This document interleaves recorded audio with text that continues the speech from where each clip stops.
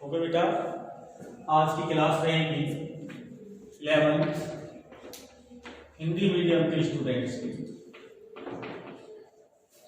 Chapter 7 अपना running में था, तो चैप्टर 7 में अपन पहले पढ़ा था हमने एन कणों के निकाय की द्रव्यमान केंद्र के बारे में। आज हम पढ़ते हैं एन कणों के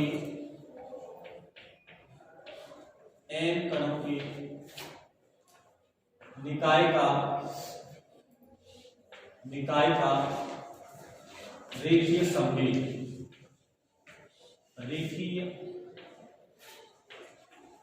रेखीय संवेग राइट बेटा। आज का टॉपिक रहेगा एन कणों के निकाय का रेखीय संवेग। देखिए, माना किसी निकाय में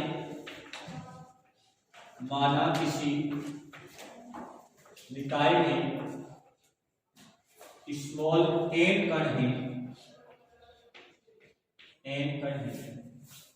जिनके द्रव्यमान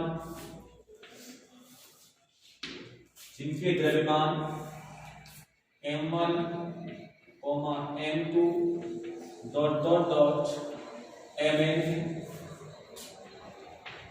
तथा वे क्रमशः v1, v2 vn है, तो निकाय का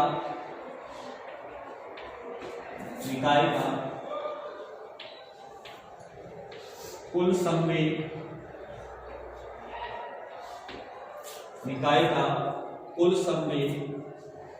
T=P1 +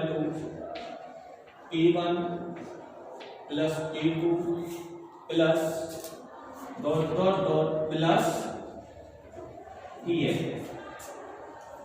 ऐसी कंडीशन में यहां से आ जाएगा P1 का मान हो जाएगा बेटा m1 v1 plus m2 v2 plus plus mn vn right. इसके बाद इसके दाएं भाग में इससे बेटा m1 plus m2 plus plus mn से गुणा व्यवहार करने पर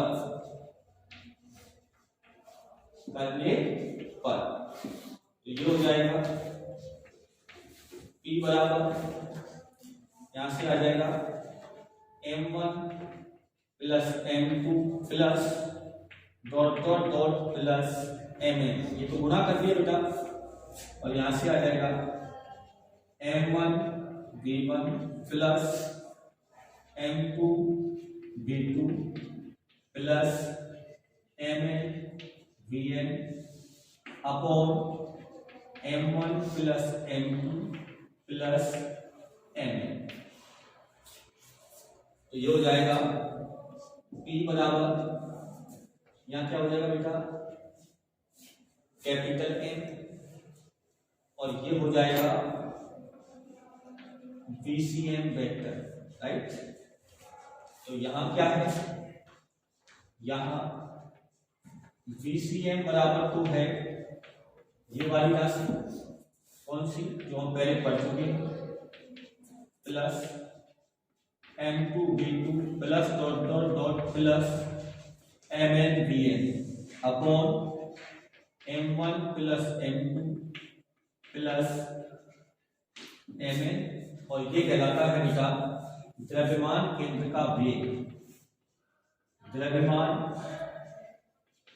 केंद्र का ये, और ये कैपिटल M बराबर M1 plus M2 plus dot plus Mn, और ये कहलाता है निकाय का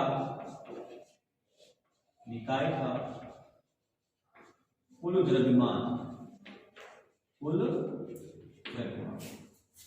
तो ये हमारे पास आ गया, इसको हम दे देते हैं समीकरण नंबर 1। अब समीकरण 1 का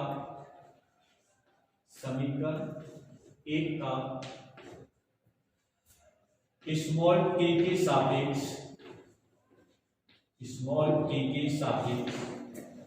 अवकलन करने पर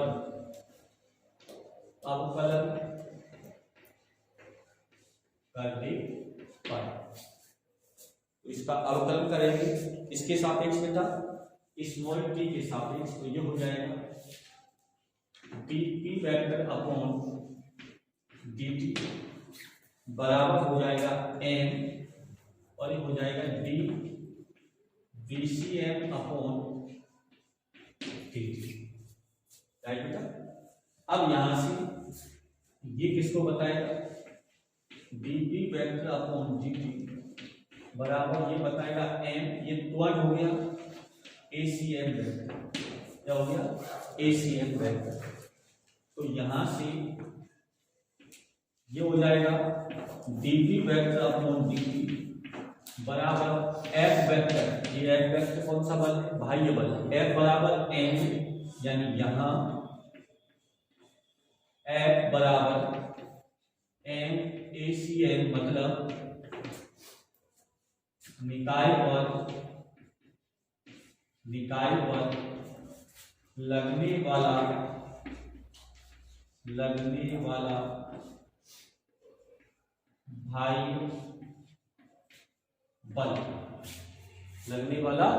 बाह्य बल, तो ये हो जाएगा अपने पास, यदि F बराबर 0 मान लें, यानी बाह्य बल कैसे हो, अनुपस्थित, बाह्य बल अनुपस्थित हो,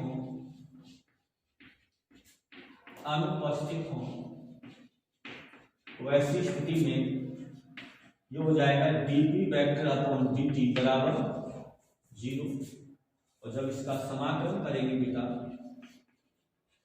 समाकलन या ऐसे कह सकते हैं dp वेक्टर अपॉन dt बराबर 0, तो यहां पर आ जाएगा बेटा p वेक्टर बराबर नियतांक या नियत, मतलब नियत राशि का अवकलन क्या होता है, 0 होता है। नियत राशि का अवकलन क्या होता है, इसलिए p का मान कैसा होगा, नियतांक, क्या होगा नियतांक। यानी यदि बाह्य बल अनुपस्थित हो तो निकाय का कुल संवेग संरक्षित रहता है। क्या कह सकते हैं, यदि बाह्य बल अनुपस्थित हो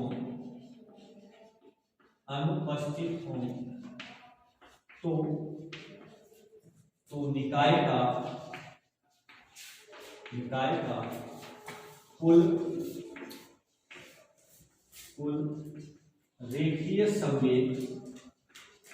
रेखीय संवेग नियत रहता है, नियत रहता है। और P बराबर क्या है बेटा, P बराबर हो जाएगा ये वाला MVCM, तो यहां से ऐसे भी लिखा जा सकता है कि MVCM वेक्टर बराबर नियत, और M ऑलरेडी नियत होता है, बोलो M क्या होता है, नियत, तो VCM भी क्या होगा, नियत है।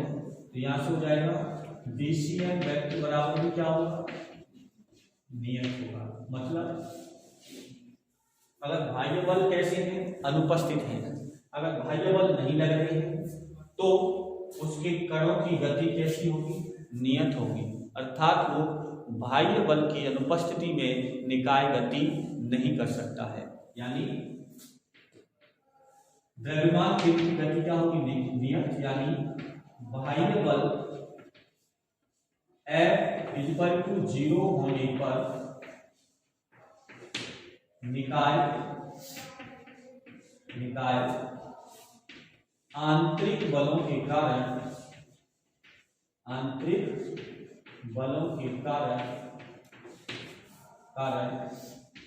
गति नहीं कर सकता है, ये तो हमने बात कर ली किसकी बेटा, कणों के निकाय का रेखीय समन्वय, राइट। नोट कर लो इसको, इस साइड वाला तो नोट कर लिया था। अब देखिए, अब हम लेते हैं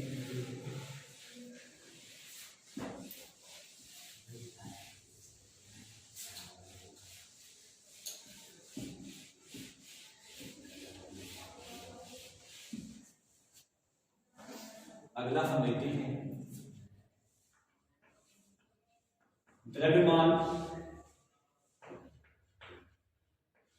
द्रव्यमान केंद्र की गति के उदाहरण, द्रव्यमान केंद्र की गति के उदाहरण। नंबर 1, किसी पटाखे मतलब बम कह सकते हैं, किसी पटाखे का हवा में फटना, देखिए जब किसी पटाखे को छोड़ा जाता है तो उसका पथ कैसा होता है, परवलयाकार होता है कि ऐसा, वो ऐसे गति करता है। मान लो ये तो इसका क्या है, प्रारंभिक पथ है, और ये कोई क्या था, पटाखा था, राइट। ये इसका क्या था, द्रव्यमान केंद्र। अब ये यहाँ पे फट जाता है, तो ये कई टुकड़ों में टूट जाता है, जैसे ये हो गया,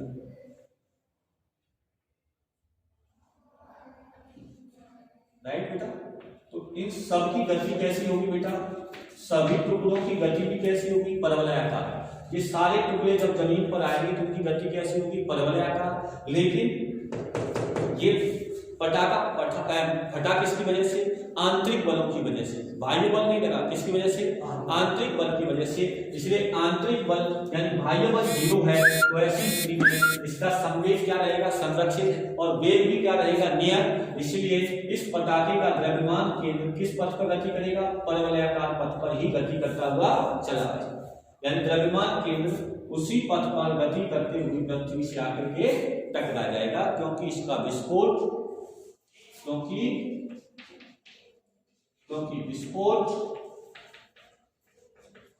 विस्फोट आंतरिक बलों के कारण हुआ है,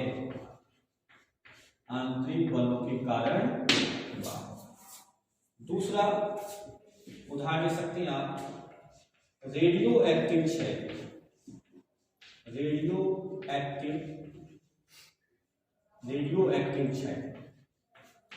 इसमें क्या होता है, इसमें एक भारी नाभिक स्वतः ही टूटता है, और ये किसकी वजह से टूटता है, आंतरिक बलों की वजह से। किसकी वजह से बेटा, आंतरिक बल के कारण, अतः संवेग इसका क्या रहता है बेटा, संरक्षित। यानी यहां संवेग 0 था तो 0 ही रहेगा, संवेग संरक्षित यानी 0 रहता है। जैसे अगर ये था अपने पास 92 यूरेनियम 238, जब ये 2 भागों में टूटा तो एक तो टूट गया एल्फा का यानी 2He4, और एक टूट गया ये 90 थोरियम 234। इसका वेग किधर होगा, वो इधर v1, और इसका वेग किधर होगा, इधर v2, राइट। और मैंने क्या बोला कि संवेग क्या रहेगा, संरक्षित, यानी इसका द्रव्यमान और इसका वेग, तो इसका द्रव्यमान कम होगा तो इसका वेग ज्यादा होगा, और इसका द्रव्यमान ज्यादा है तो इसका वेग कम होगा। दोनों कैसे, विपरीत दिशा में, तो दोनों को अगर अपन क्या करेंगे, जोड़ेंगे तो बराबर क्या आएगा, 0। यानी इसमें संवेग क्या रहेगा बेटा, संवेग शून्य अर्थात संरक्षित रहेगा, संरक्षित रहेगा। तो इस प्रकार बेटा हमने द्रव्यमान केंद्र की गति के उदाहरण भी पढ़ लिए, ठीक है ना। इस प्रकार ये हमारा टॉपिक कंप्लीट होता है। इसके बाद हम पढ़ेंगे सदिश राशियों के गुणनफल। क्या पढ़ेंगे, सदिश राशियों के गुणनफल। आज के लिए इतना ही, आप लोग